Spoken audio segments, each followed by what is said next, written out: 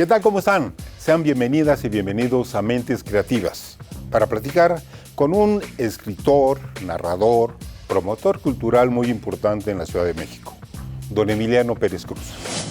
Emiliano Pérez Cruz nació en el entonces Distrito Federal, hace casi 70 años.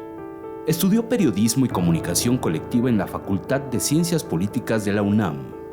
Sus biógrafos le acreditan la publicación de una veintena de libros, la mayoría de crónicas conmovedoras y de cuentos con temas urbanos. Desde 1979 ha sido el cronista honorífico del municipio de Nezahualcóyotl y sus relatos han aparecido en múltiples medios nacionales y locales. Sus crónicas son un intenso ejercicio de lenguaje que registra acontecimientos que muchas veces no son agradables. Emiliano, bienvenido. Gracias, Arnulfo. Gracias por la invitación. Pues mira, sobreviviendo después de lo que hemos vivido en la CID y la pandemia para acá, pues somos sobrevivientes, digo yo, pero muy gustosos, ¿no? Y agradeciendo la invitación. Con mucho gusto. Es un privilegio para nosotros platicar con alguien como tú. Tus biógrafos me acreditan más o menos 40 títulos publicados por ti. Dime, ¿en qué género te sientes mejor? Pues yo empecé haciéndole al cuento y yo creo que no fue tan eficaz el asunto, que derivé, y pues más que nada por cuestiones de ingreso, ¿no? Hacia la crónica periodística. Bueno, me encantaba el reportaje, el ensayo, en fin. Pero en la crónica es donde me he desenvuelto más, pues sobre todo por ser un vagancio por la ciudad, por la periferia, metronauta, peatonauta de tiempo completo, ¿no? De ahí me imagino que deriva el título de uno de tus libros, Pata de Perro. Pata de Perro, Andar de Vagancio. Cito dos títulos más. ¿Tres de ajo? Tres de ajo. Tenía una colección de cuentos, la que mencionabas, si camino voy como los ciegos, pero ante la imposibilidad de encontrar un editor, un amigo común, Arturo Trejo, dijo, bueno, pues hay una posibilidad de editarlo en los libros del Fakir. Dice, pero quizás no todo.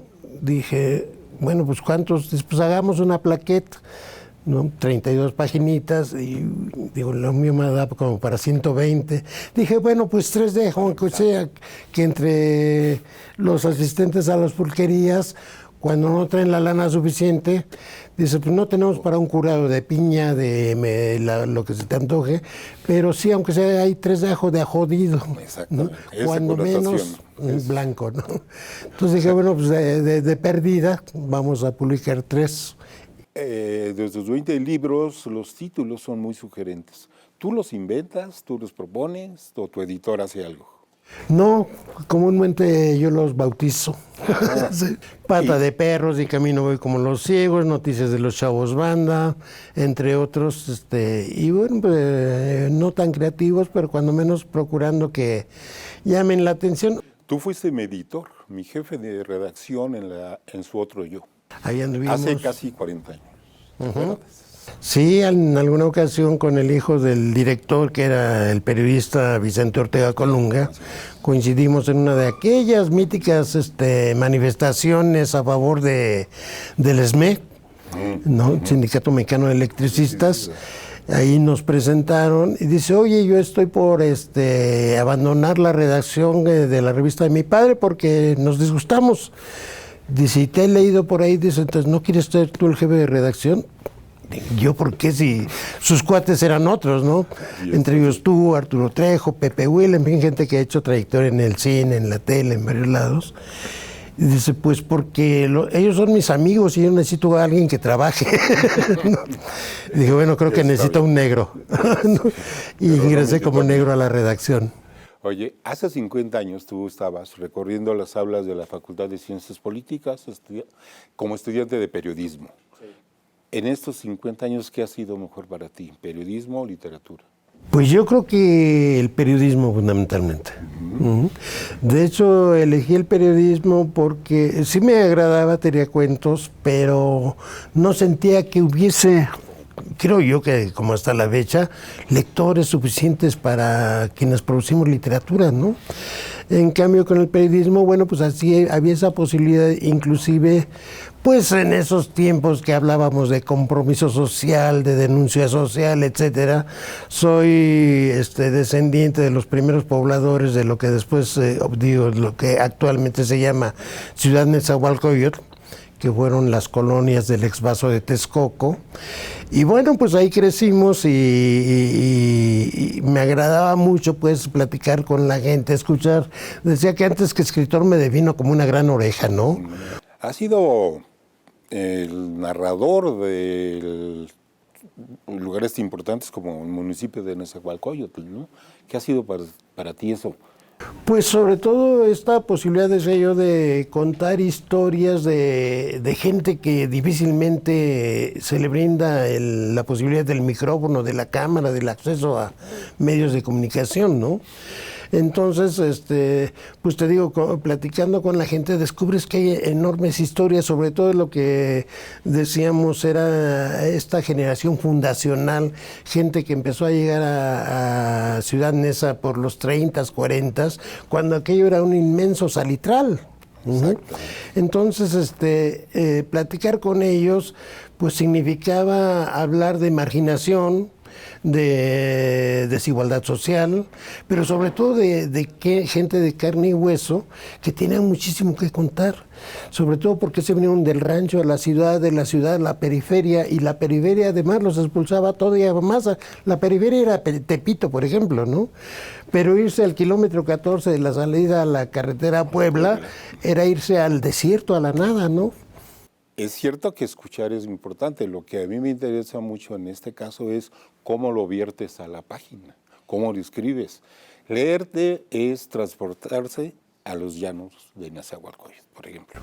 Sí, pues yo creo que partiendo en principio de la experiencia personal, ¿no? Pues digo, alguna vez me decía un editor del Financiero, publicaba yo en el Financiero, ¿no? Dice, pero tú escribes mucho de ti. Bueno, se parece, Leo, pero la verdad es de mucha gente que pudiera ser como yo, no, es que no tuvieron el acceso a los estudios, a la educación universitaria, que sí tuve yo trepándome sobre los lomos de la familia, de los hermanos que son obreros, carpinteros, son mis hermanos. Después trepándome sobre los lomos de ellos logré ingresar a la universidad, ¿no? Dice, pero de otra manera pues no hay libre y excelente acceso facilitado hacia los estudios superiores, ¿no? Y bueno, ¿de qué vas a hablar? Pues de lo que conoces. Lo que vives. Y que conocías, pues la vida universitaria sí te daba la vivencia de la automarginación, ¿no? Mientras los cuates estaban organizando, ¿cómo decían? El weekend hacia Tepozotlán, qué sé yo. Pues yo me iba era hasta los 18 años fui aguador. Si alguna carencia había en Ciudad Neza era el agua. Entonces cuando en nuestra colonia pusieron la red del agua, se la brindaron a las calles pares y a las nones no. Nosotros vivíamos en una calle par, la calle 8, y bueno, pues le acarreamos agua a los de la 9, 11, 13, de ahí para el Real. Entonces era un oficio muy reñido, porque sobre todo los aguadores eran gente que andaba en la teporocha, que cargaba sus botes con su aguantador, se le llama, para cargarlos. Y bueno, pues se disputaban la clientela. Y pues nosotros éramos cumplidores y éramos 3 hermanos. Entonces uno le adelantaba, el otro tramo y el otro, y entre los 3, de volada terminamos con los pedidos de agua, ¿no?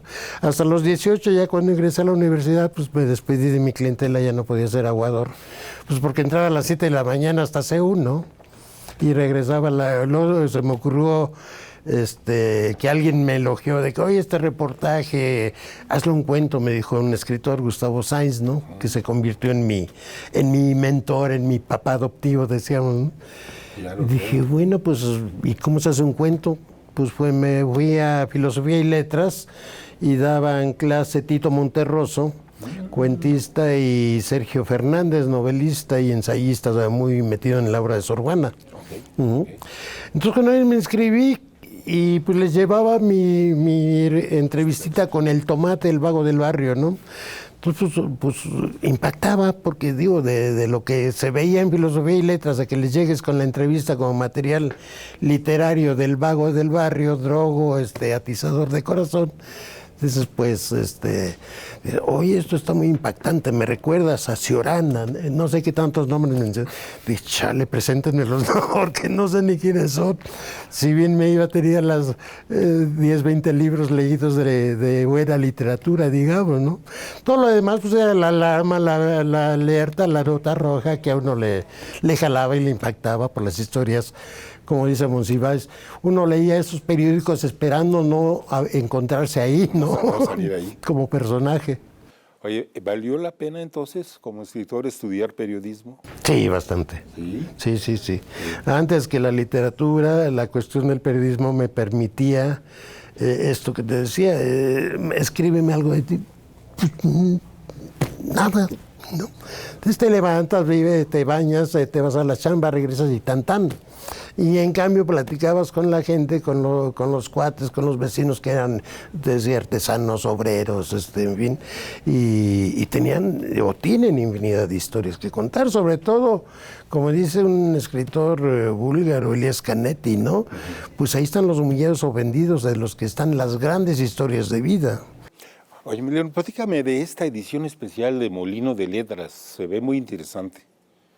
Pues Molino de Letras es una publicación de la Universidad Autónoma de Chapingo, y un día me llamaron y dice, oye, queremos hacerte un homenaje. Dije, ¿honras de qué? ¿Que me robé o por qué? ¿No? Entonces, queremos hacer un homenaje, digamos, por tus, ya no recuerdo cuántos años, ni quisiera recordarlos, y por esta labor periodística que has llevado a cabo, ¿no? Dije, bueno, pues uno se deja de repente consentir, apapachar, y eso fue lo que resultó, un número dedicado a mí, y pues la verdad mordiendo el rebozo y todo, pero da orgullo. Sin duda. ¿Y qué estás haciendo en el periódico Milenio? En Milenio, pues basta con que me desempolve en la mañanita, almorzar, llega la hora de la comida, me voy al mercado, de ahí hay que pasar a hacer las compras, la comida para mi gato, y bueno, en ese inter pues va uno cosechando historias, ¿no? Decía yo que me gusta ser muy orejón, muy mirón, muy que estaba, ir de metiche alguna vez en una bronca, en un concierto en la plaza de Ciudad Nezahualcóyotl, la Plaza Unión de Fuerzas. Empezaron a maltratar a la gente, llegamos otro cuatillo que andamos ahí reporteando de metiches, y nos pusieron una pistola en la panza cada quien, ¿no? ¿Qué hacen aquí de metiches? Los policías del ayuntamiento, ¿no? Entonces, pues en esta cuestión, decíamos, de siempre andar de metiche, de entremetido, de ver dónde está la noticia, dirían. Pero sobre todo esta noticia, insisto, de quién habla de los que menos tienen, ¿no? ¿A quién le importan?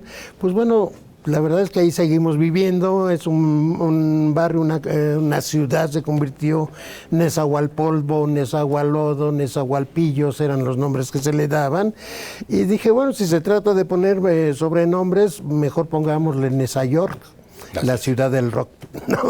Y también te gusta decirle Minnesota. Y es Minnesota, es mi Nezahualcóyotl, mi ciudad donde hemos nacido, crecido, y esperemos, bueno, hay panteón ahí, ¿sí, no?